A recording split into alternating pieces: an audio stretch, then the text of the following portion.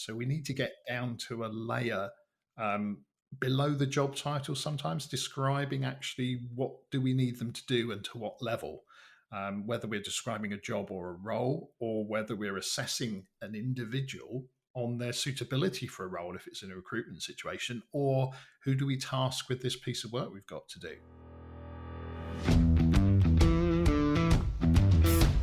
Technology is transforming how we think, how we lead, and how we win. From InterVision, this is Status Go, the show helping IT leaders move beyond the status quo, master their craft, and propel their IT vision. It's been said that every company is a technology company. In fact, in this digital era, you would be hard pressed to name an industry that does not leverage technology in some way. As the world becomes more connected and more online, the demand for skills to keep up with this evolution continues to increase, and the skills gap widens. Even in the face of tens of thousands of layoffs in the tech sector, companies are having a difficult time hiring for tech-related jobs. As new technologies emerge, that problem will only be exacerbated. AI and robotics have taken over the news cycle thanks to things like ChatGPT, and there's a fear of job elimination. The answer from a lot of pundits and a lot of employers is usually something like, we aren't eliminating jobs, we're creating new ones. We will upskill our workforce. That begs the question, what are the skills needed to thrive in the information age? How will we determine the competency of our employees? How will we shift to skills-based hiring when we don't even agree on what to call some of the roles? Take the role of someone who writes software. Are they a software engineer, a programmer, a software developer, or just a dev? Dig deeper and ask what skills are needed to be a successful software engineer. Today's guest has dedicated the last 13 years or more of his career to helping answer these questions. Matthew Burrows is the president of SkillsTX and a member of the SFIA or SFIA Council.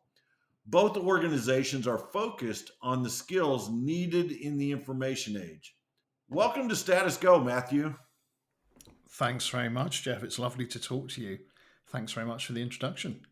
Before we jump into our topic for today, I wonder if you might share a little bit about your background with our listeners, your career journey. What brings you to your focus today on skills for the information age? Yeah, good question. It's an interesting route for everybody, isn't it? Everybody's got a slightly different path. I guess my major sort of first introduction to computing of any type technology was really through my love of music. So as a kid, I was, in choirs and played instruments and played in rock bands and all sorts of things. So a real mix. And actually, I ended up using quite a lot of computers for sequencing and recording and all of that sort of thing as well. So it was always an interest of mine, the technology and how it supports that. And I guess in the world of work, when I first started work, it was the early days of computers, right? Not many people had some experience.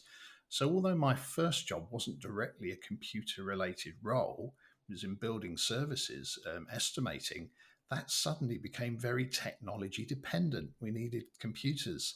So it's always been a theme that's run alongside everything that I've done. And I went through the sort of project program portfolio management route. I was doing a lot of project management.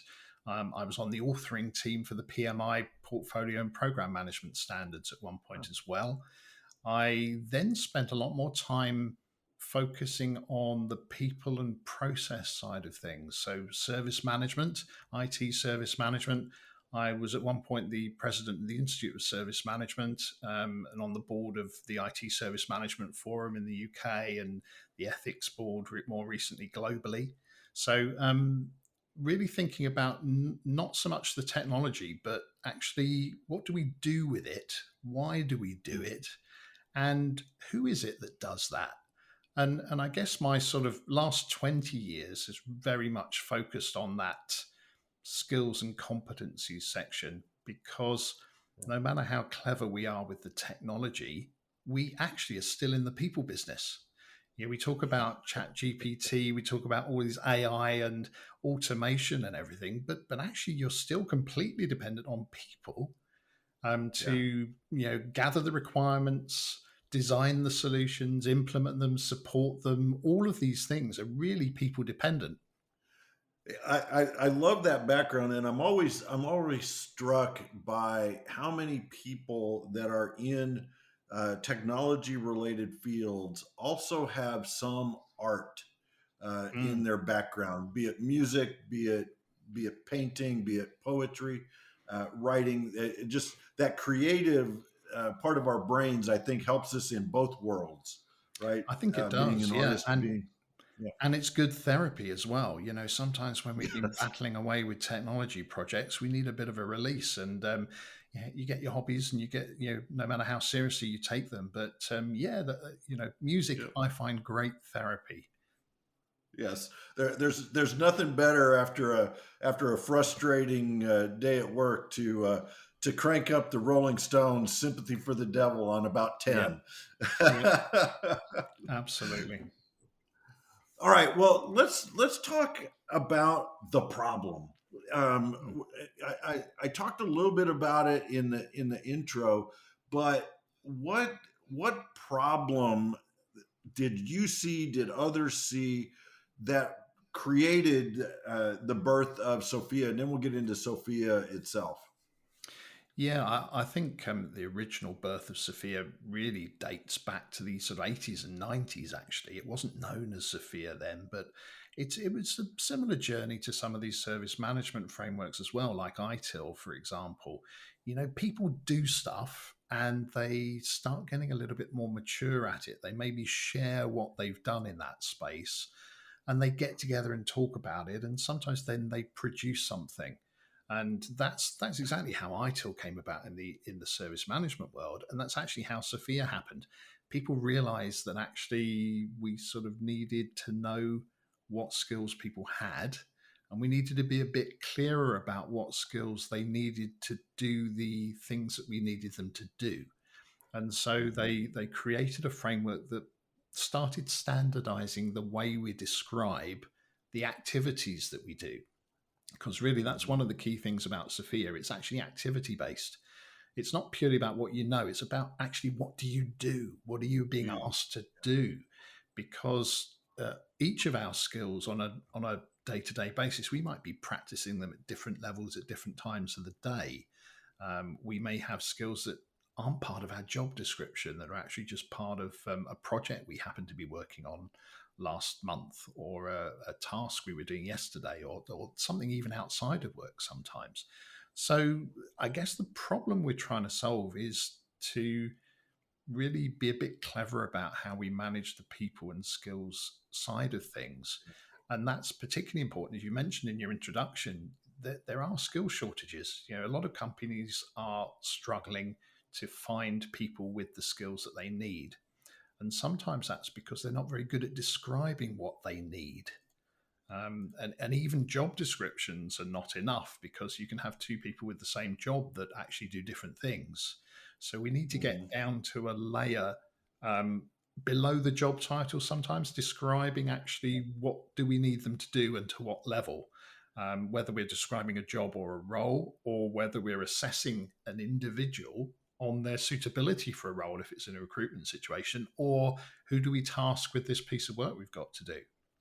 So in that situation where there's skill shortages, of course, you can use a framework like SFIA to describe what you need and better attract the people with the right skills to do the job. And that in turn helps you prevent them from leaving. You don't want to lose the good ones. So the people you've got at the moment, and if you look at why people leave organizations, the biggest reason has been the same reason for a good 10 years plus. It's actually a perceived lack of development opportunities. And if they can't see their future with you in your organization, they're going to start looking outside your organization. And the good ones are going to be the ones that get more opportunities. So you're going to lose the good ones. So that's one of the problems we're trying to solve. But Yeah. so when you've got layoffs, you even if in that most horrible situation of having to let some people go, you still need to make intelligent, objective decisions. And if you Hmm. know what skills people have got and therefore which skills are going to be walking out the door, you can make better decisions for your organization.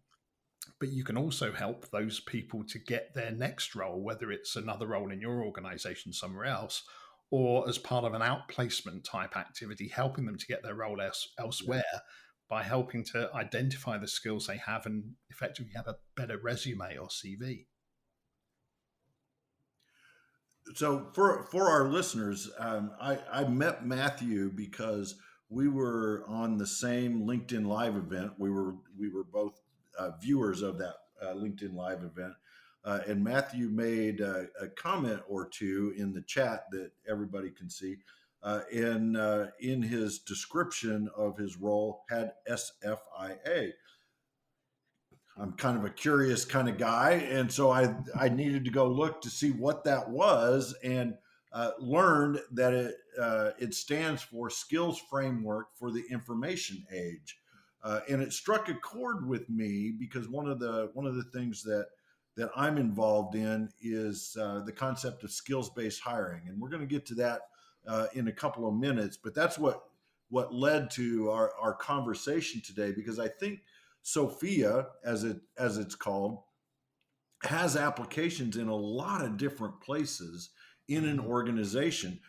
Yes, in the technology department of an organization, but across an organization, because we're all in that information age. So, Matthew, tell us a little bit about SFIA. How's it structured? How's it organized? How's it used? That kind of thing.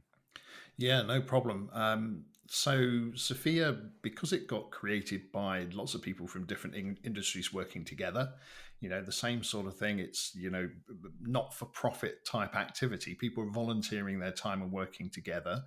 And that continues with Sophia. There's the organization that own it is called the Sophia Foundation. It is a not for profit organization. There are a number of different people on the board and the council. You'll find that Sophia is actually used in nearly 200 countries around the world. It's actually got very wide coverage.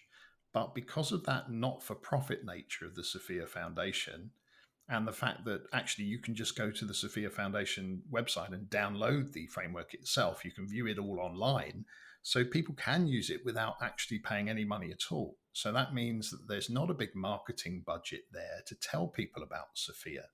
So if you haven't happened to come across it, you don't know about it. If you don't know it's there, you don't know what it can do for you and how it can help, and you're not going to use it. And we find this in a lot of organizations. They end up trying to make up their own skills taxonomy or skills Yeah. framework, or and sometimes they might use their generic HR tool, which might go out and get a list of 80,000 different things that they call skills, and they get in this situation of almost analysis paralysis. They've got too much Yeah. detail and they can't see the wood for the trees, as the expression goes.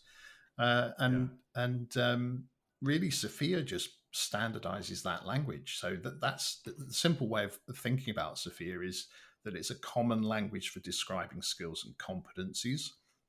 It is focused on the digital IT, cybersecurity, software engineering, covers project management, business analysis, even some relationship management type skills. There's 121 skills in the current version, Sophia 8, and we have a 7-level structure. So each of those 121 skills are described at one or more of the 7 levels in the framework. Not all Hmm. skills are described at all levels because that isn't the reality of what we do. A level one Right. skill might be an entry level skill where you're following a predefined script or work instruction, very much a Hmm. supervised task. Well, if you're doing strategic architecture or enterprise architecture, that doesn't describe that level one. So you'll find, lo and behold, the framework doesn't describe enterprise architecture at level one. It only describes it at Yeah. some of the higher Yeah. levels where it's actually performed in the world of work. So we have Yeah. those, what we call professional skills, but there's also another part of Sophia which we call the generic levels of responsibility attributes or characteristics. And this is sometimes referred to by people as soft skills, um, Yeah. Yeah. or generic business skills, and it covers things like autonomy, influence, complexity, knowledge, and business skills. And if you look in there, you'll find a lot of behavioral factors.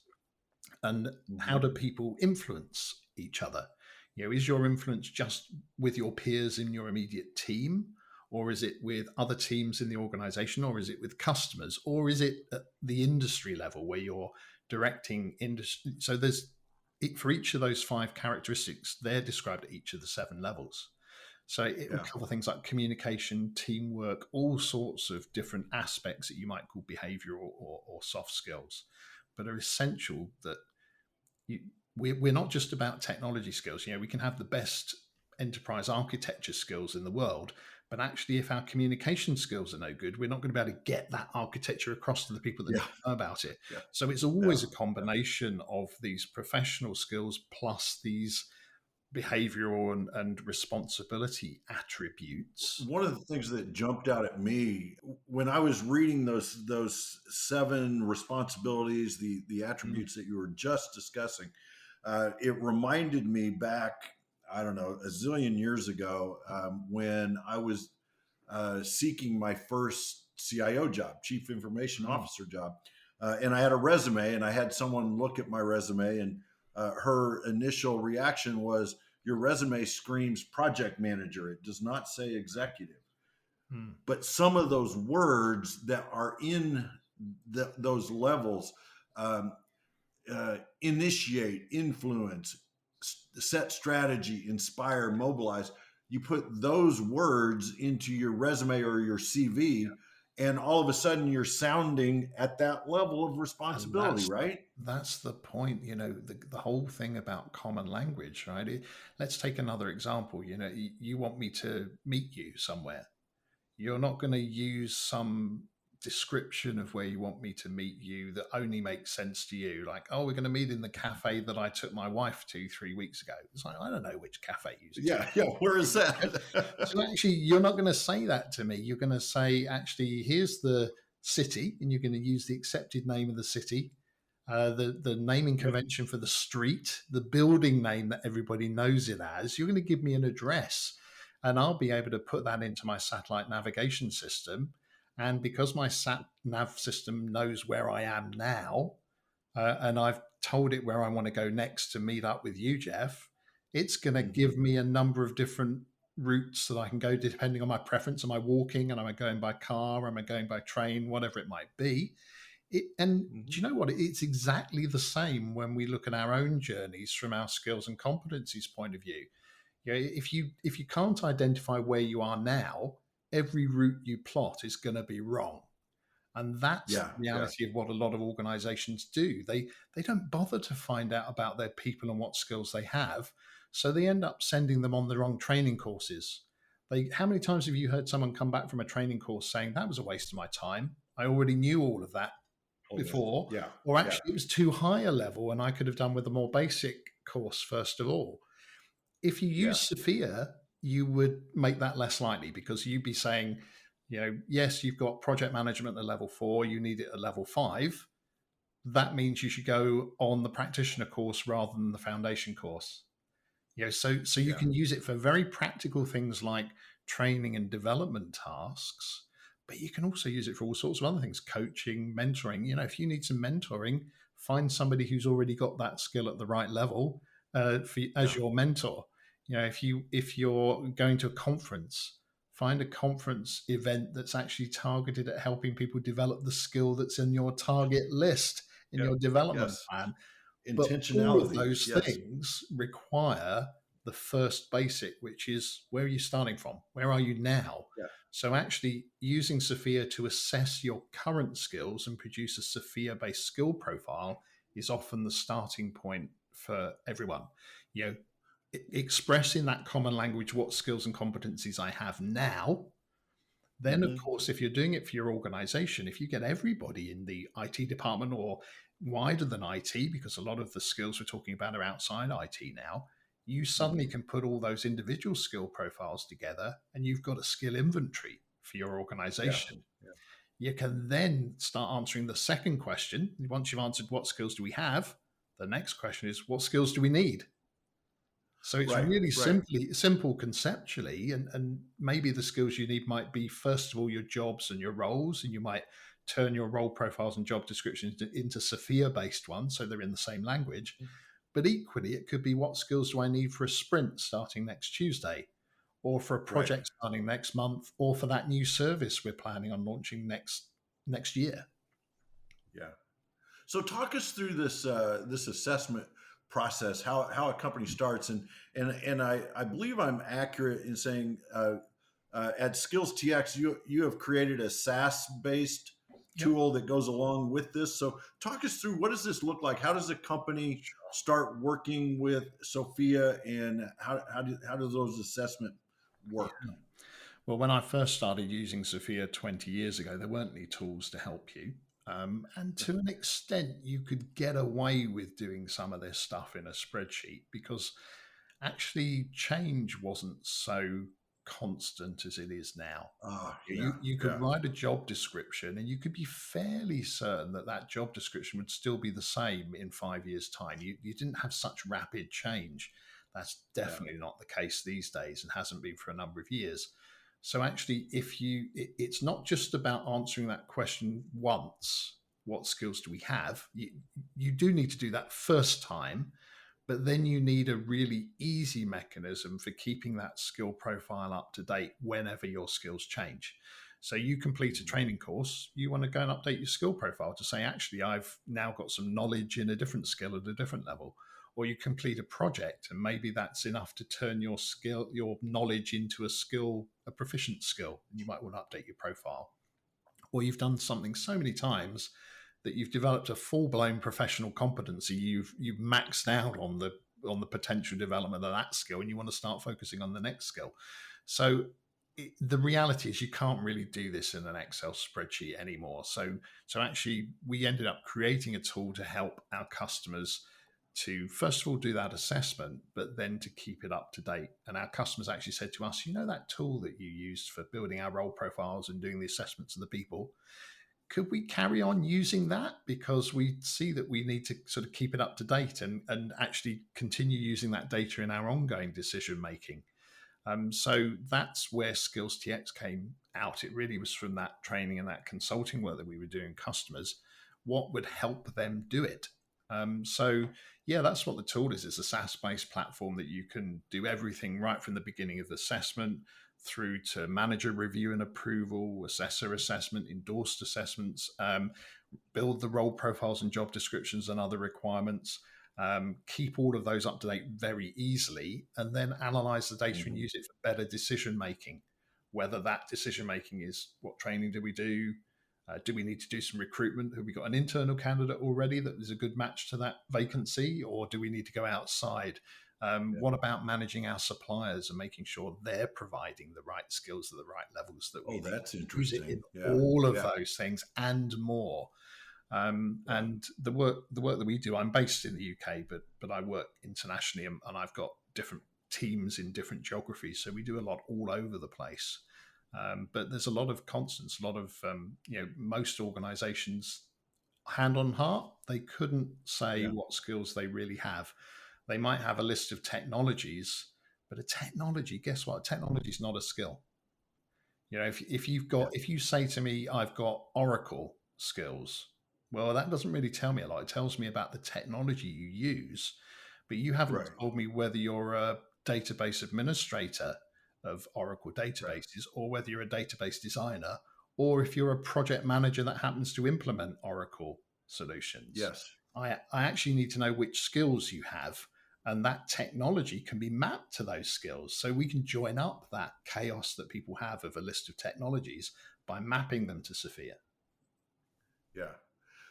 So how does Sophia take into account, call it emerging technologies? So Mm, we met on a digital transformation discussion, right? So yeah. companies have this vision for what they want to be in the future, and they're digitally transforming.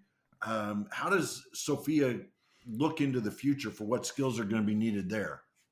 Yeah, so the first thing to say is we're always reviewing it. We release a new version roughly every 3 years, a new major version Okay. of SFIA. And it's actually all of the people that use SFIA all around the world. So some of them will be in organizations just working in IT or HR or wherever. Some of them will be consultants, trainers, universities, whatever it might be. But there's a really big community, and anybody can contribute to ideas for changes to SFIA. So we're on version 8, but I'm part of the Global Design Authority Board for SFIA. We're already looking at what are we going to do for version 9, even though it's 18 months or so away before we're going to likely publish it. But that's about what's changed and what's changing. If you go back Yeah. 5 years ago, you wouldn't have been talking quite so much about data science and artificial Right. Right. intelligence. We had some of those things in there then. 10 years ago, we probably didn't. So the skills do change, and we try and keep it up to date. What we don't do is make stuff up. It's actually a reflection of what we're really seeing in the real world in Yeah. terms of what's Yeah. changing and how things are described and how people do things. So, I do work with lots of different organizations, large and small. I've got small organizations with 5 or 6 people in their IT department who are using it to help with the career development and the tasking of people Yeah. there. Yeah.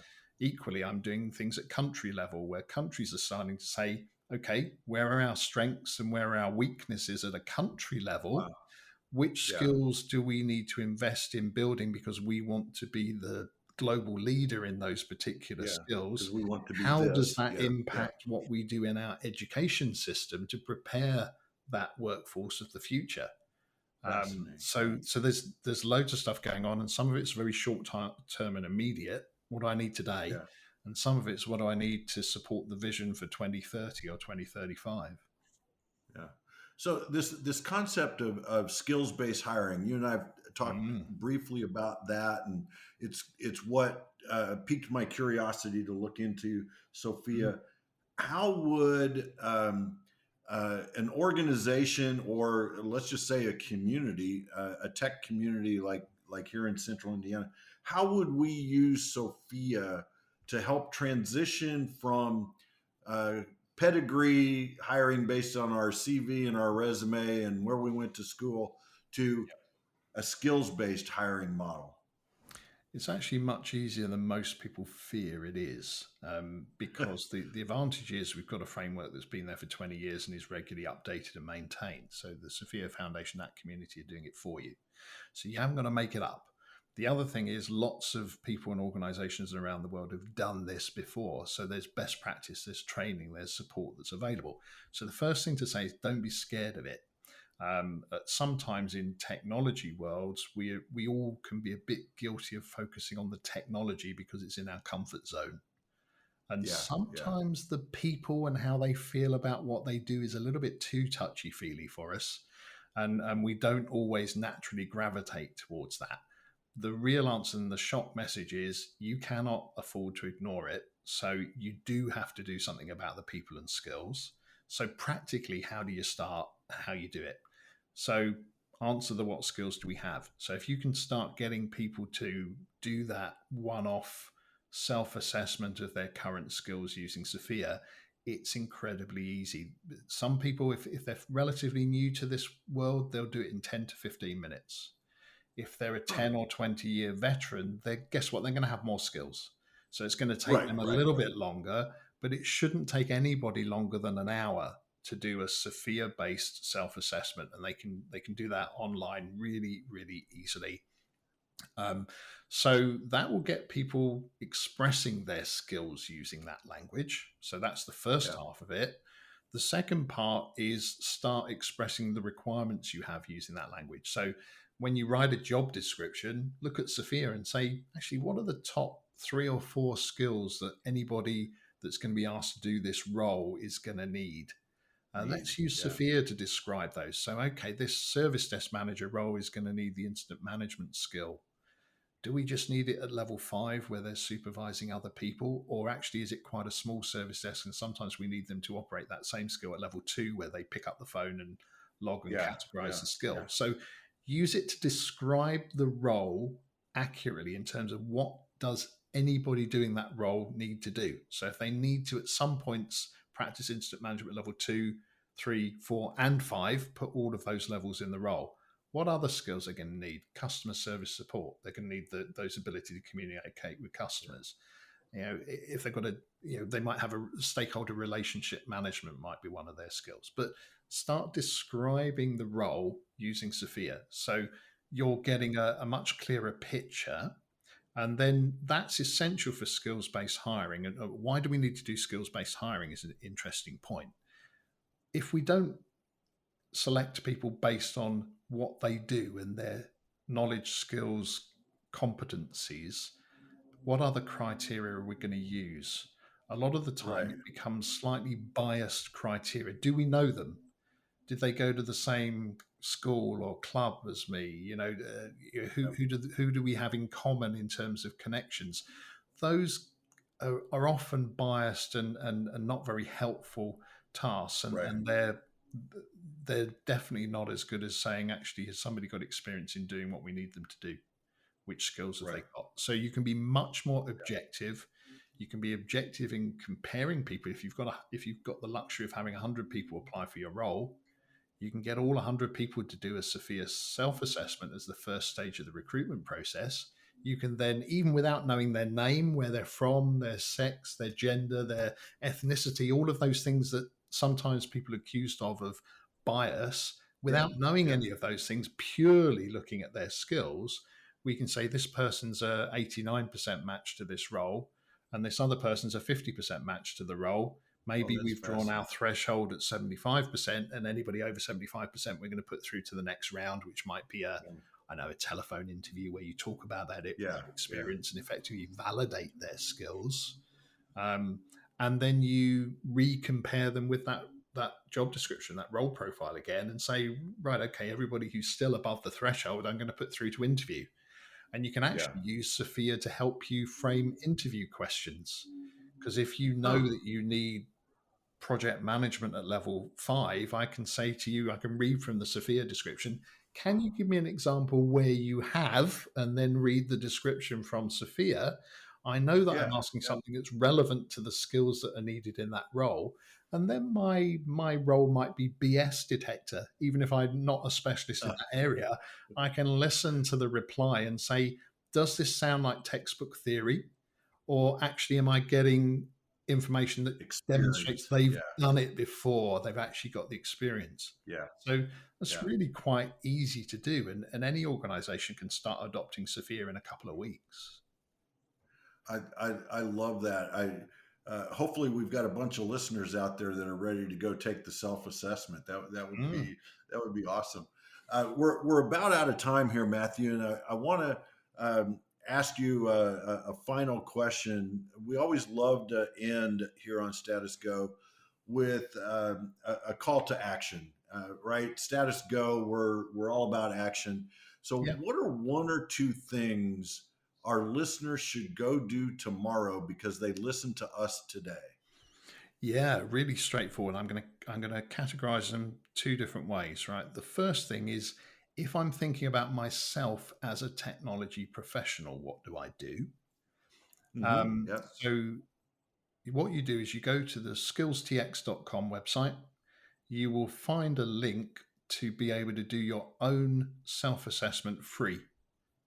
You can do a free SFIA-based self-assessment. As I say, it will take you, up to 45 minutes, maybe an hour tops. Do that, and then you've got your baseline. That's your SFIA-based profile. So an hour investment of your time, you're started. You've got your SFIA-based profile. You can then compare it to role profiles, industry role profiles. If you're a cybersecurity specialist, all the NIST roles are in the system. You can compare it to industry roles and say, which skills should I be looking at? So start by doing that. The other answer, the other call to action would be, if you're thinking about this from your organization perspective, we have, again, a free assessment called a Digital Skills Management Maturity Assessment. Takes about 10 to 15 minutes to do. You click on the link, you fill in the form, it sends you a link, you answer the questions, 10 to 15 minutes later, you've finished. it will send you a report that says this is where your organization is in terms of being how good they are at managing skills and competencies. Here are the reasons why you might want to be better. Here are the things you should think about. Here are your options. Here's how to go about it. And that report will give you everything you need to have that internal conversation, put together a business case, think about how to do it. And then you can reach out to someone like me or one of my colleagues to say, how do we do it? You've got it in the report, but if you decide to do it yourself, everything in the report is there to enable you to do it yourself. If you need a bit of help, then come and talk to us and we can help put something together. That's excellent. I myself, I'm intrigued by it. I'm gonna take the self-assessment myself, just to have the experience. And as I mentioned, the nonprofit that I work with here in this area, I'm going to highly recommend that we start leveraging this as we talk about skills-based hiring. Matthew, I got to thank you so much, not only for carving out your time today, but for our listeners. Matthew and I just met last Tuesday, so within 10 days, we have met virtually, had a conversation, and now we've recorded this podcast. So I want to thank you for jumping so quickly into this as well. I really appreciate it. No, I really appreciate the opportunity to talk to you. It's nice to tell people about SFIA that might not have heard about it, because actually they can get some good value. So my pleasure. Absolutely lovely to talk to you. To our listeners, if you have a question or want to learn more, you can visit intervision.com. To go specifically to Status Go, you can visit intervision.com/status-go. The show notes for this episode will provide links to the SFIA website, as well as to the SkillsTX website, where you can find those free assessments that Matthew described. This is Jeff Tunn for Matthew Burrows. Thank you very much for listening. You've been listening to the Status Go podcast. You can subscribe on iTunes or get more information at intervision.com. If you'd like to contribute to the conversation, find Intervision on Facebook, LinkedIn, or Twitter. Thank you for listening. Until next time.